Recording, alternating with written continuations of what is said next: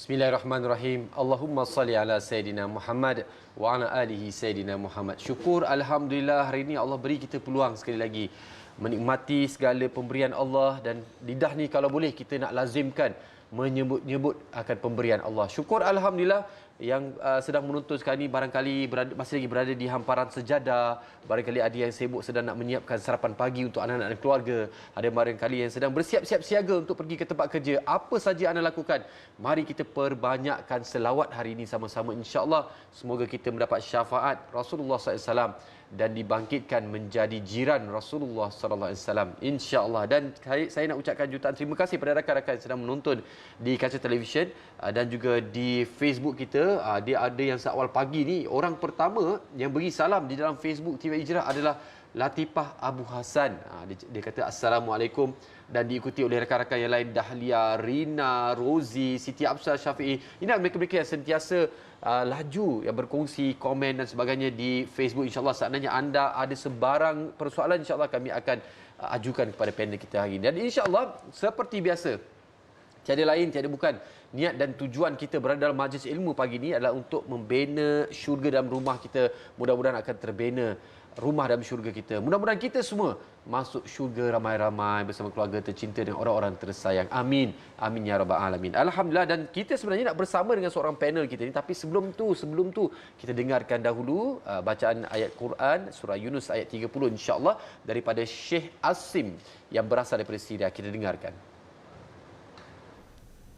A'udzu billahi minasy syaithanir rajim. Bismillahirrahmanirrahim. Hunalika tablu kullu nafsin ma aslafat wa ruddu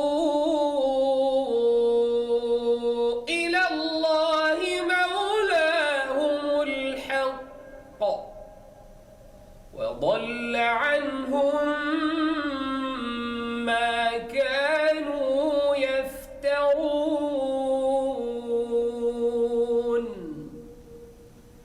صدق الله العظيم.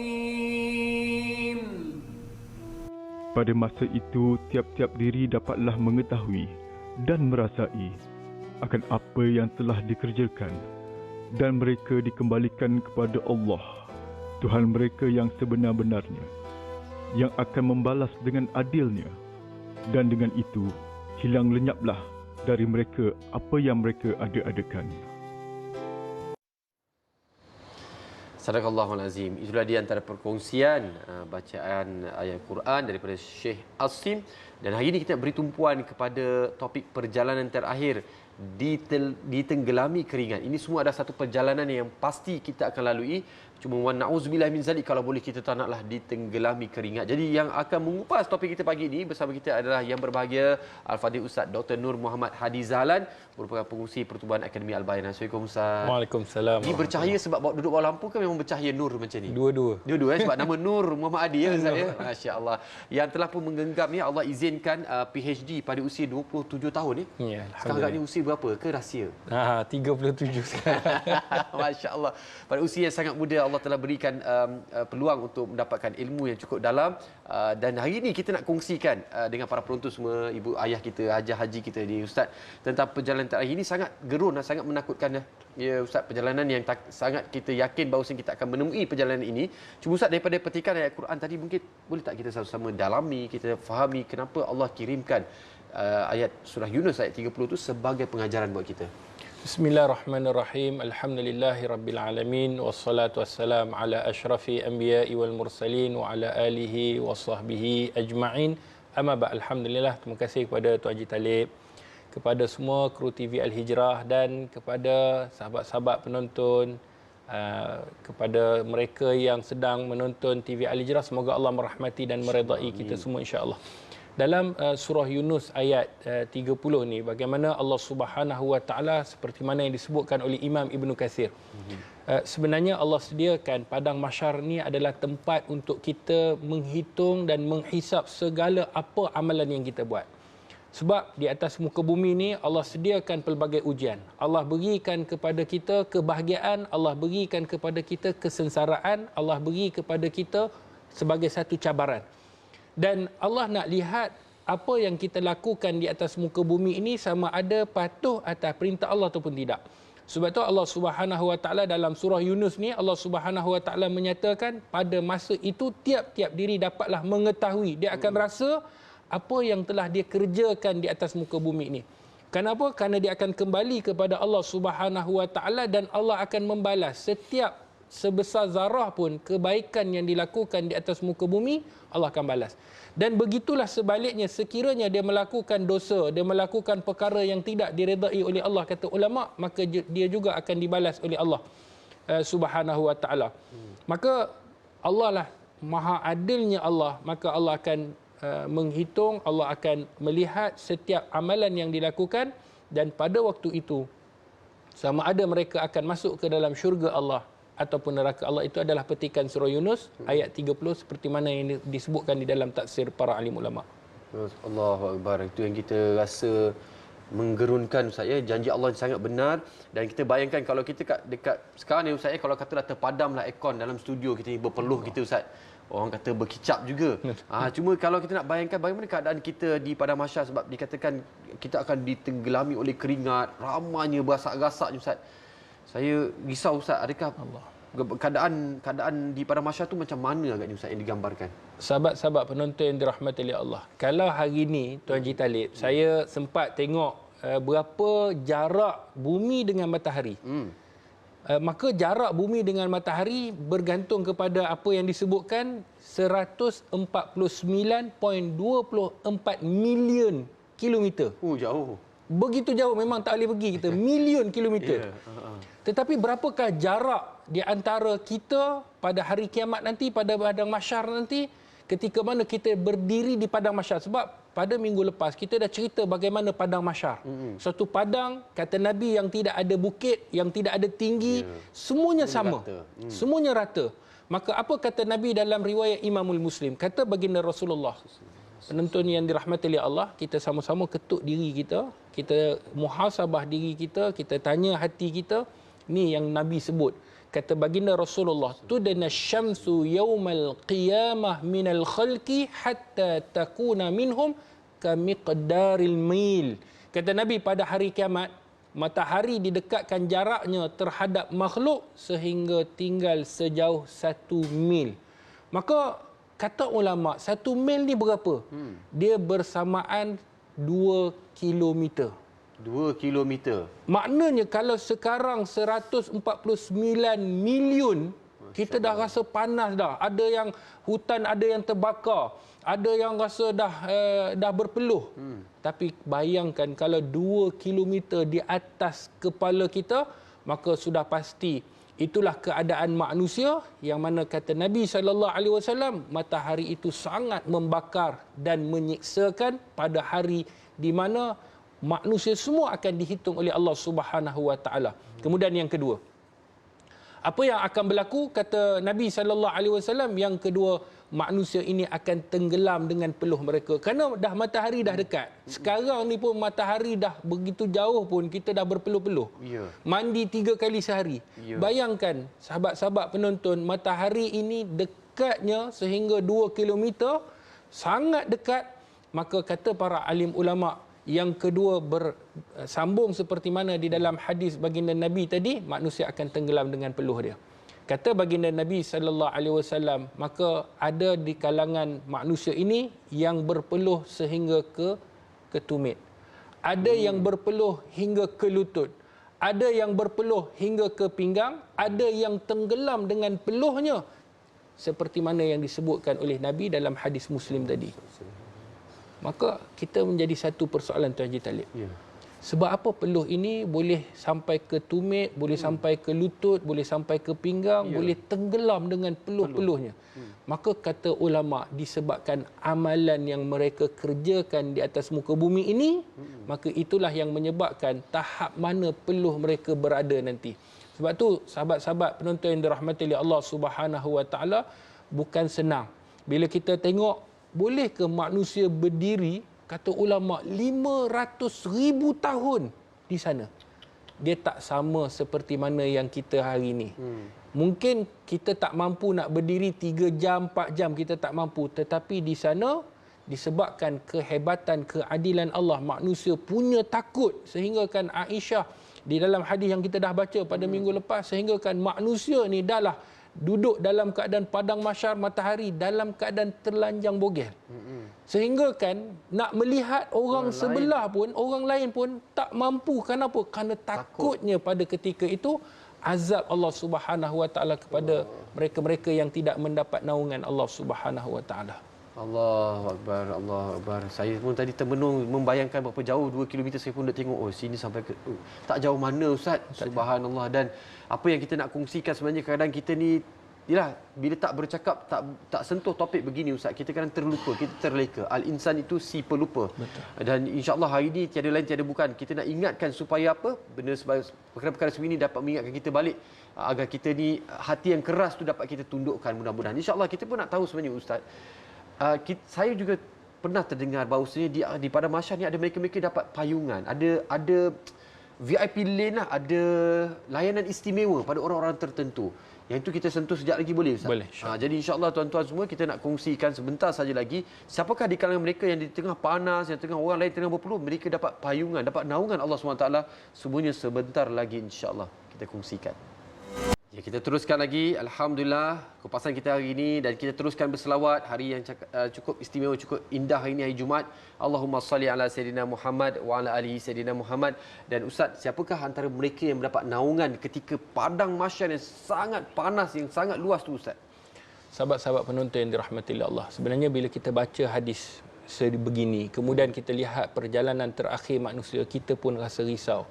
Kadang-kadang kita rasa, ya Allah, bagaimana keadaan kita di sana nanti?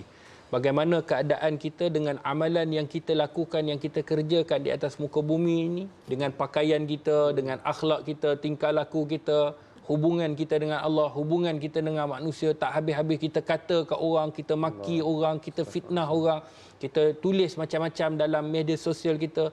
Kita risau, ya Allah, bagaimana keadaan kita nanti di sana. Tetapi dalam sebuah hadis Nabi sallallahu alaihi wasallam, hadis yang biasa kita dengar, hadis yang dikeluarkan oleh Imam Al-Bukhari di dalam sahihnya, apa kata Nabi? Sab'atun yuzilluhumullah ta'ala fi zillihi yauma la zilla illa zilluh.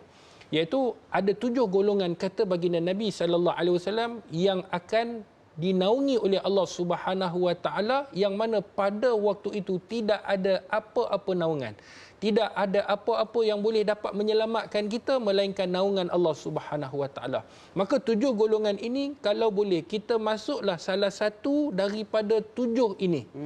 Apa dia? Yang pertama, pemimpin yang adil dan jujur. Sebab tu para pemimpin di luar sana, tak kiralah apa pun peringkat yang dia pimpin, maka dia kena jadi seorang pemimpin yang adil dan jujur.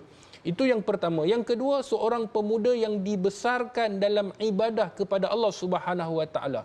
Maknanya kita nak diri kita sentiasa beribadah kepada Allah, mendekatkan, buat apa yang Allah suruh, tinggal apa yang Allah larang. Yang ketiga, orang yang hatinya terpaut pada masjid. Maknanya hatinya sentiasa ingat ke masjid, nak duduk dalam masjid, nak duduk dalam taman-taman ilmu Allah Subhanahu wa taala dalam masjid. Nombor 4, kata Nabi sallallahu alaihi wasallam, 2 orang, 2 individu yang saling mengasihi antara satu sama lain, dia berkumpul kerana Allah dan dia berpisah kerana Allah. Sebab tu 2 orang sahabat, orang yang sentiasa ada kawan, dia berkumpul pun kerana Allah, bukan kerana ada keduniaan, bukan kerana ada kemaslahatan, bukan kerana pangkat, bukan kerana nama. Dan dia berpisah pun, kalau sekiranya dia berpisah kerana Allah Subhanahu wa taala. Yang kelima, seorang lelaki yang dipikat oleh wanita. Kemudian kerana kecantikan, walaupun wanita tu cantik, tetapi dia berkata, lelaki ni berkata, percayalah, aku takut, inni akhafullah, aku takut kepada Allah. Maknanya orang yang nak mendapat naungan Allah ini seorang laki-laki yang apabila dia dipikat dengan wanita cantik, dia tolak. Kenapa? Kerana dia takut kepada Allah. Begitu juga kalau sekiranya lelaki yang handsome, yang sado-sado pergi ngorat, contohlah tiba-tiba dia kata, aku takut hari ni bini orang ke suami orang ke, kita dah hari ni kita dah tak tahu dah mana satu yang halal, mana satu yang haram. Jadi kita kena ada rasa takut. Inni akhafullah, aku takut kepada Allah. Bukan aku takut suami aku kantoi, bukan takut kerana bini, tak, takut kerana Allah. Itu yang kelima. Yang keenam, orang yang bersedekah dan merahsiakan sedekahnya sehingga tangan kirinya tidak mengetahui apa yang dilakukan oleh tangan kanan. Orang yang bersedekah ini juga akan termasuk dalam naungan Allah Subhanahu wa taala. Dan yang ketujuh, orang yang ingat kepada Allah dalam keadaan sunyi, dalam keadaan gelap sehingga menitiskan air matanya. Ini adalah 7 golongan, kata Nabi SAW, yang akan mendapat naungan Allah Subhanahu wa taala. Tuan Haji Talib. Masya-Allah, subhanallah. Alhamdulillah dapat rezeki. Saya harap rakan-rakan semua dapat sama-sama salin, yang mana di Facebook boleh tolong salin balik, ada 7-nya, antaranya pemimpin yang adil, pemuda yang dibesarkan dan didikat agama, yang ketiga hati yang terpaut di masjid, yang mereka berjumpa dan berpisah kerana Allah Subhanahu wa taala, yang kelima dipikat oleh wanita cantik tapi takut pada Allah, yang keenam orang bersedekah tapi merahsiakannya, yang ketujuh orang yang ingat kepada Allah sehingga menitiskan air mata di waktu sunyi-sunyian. Masya-Allah. Dan Ustaz, alhamdulillah, dan segala-gala yang diberikan ini tak semua orang akan diduga, tak semua orang jadi pemimpin hari ini. Betul. Dan iyalah, dan kalau saya tengok antara banyak ni perkara yang nombor 6 ni amat mudah untuk dilakukan. Betul. Maksudnya peluang tu semua orang mendapat peluang. Betul. Kan mungkin tak digoda, kita tak adalah dapat bila aku dapat naungan ni, tak ada ke orang nak goda saya. Contoh Ustaz wah, lemak tak berpeluang saya dapat naungan. Tapi saya nak cari peluang yang mana Allah rasa, yang saya rasa Allah beri peluang pada kita semua untuk kita lakukan bersama. Bahagian yang bersedekah tu Ustaz.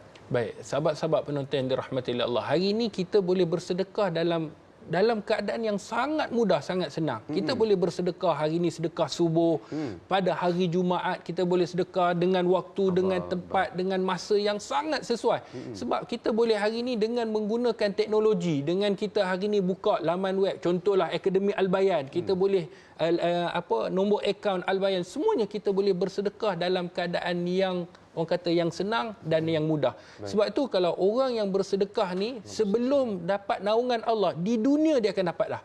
Maknanya Allah akan lipat gandakan, Allah akan memadamkan kemarahan Allah, seperti mana dalam hadis, kemurkaan Allah akan dipadamkan dengan bersedekah, kata Nabi. Kemudian dengan bersedekah lipat gandakan, dan dia boleh, kata Nabi, ubatilah penyakit kamu dengan bersedekah. Maknanya sedekah ni satu benda yang sangat hebat, yang sangat orang kata luar biasa.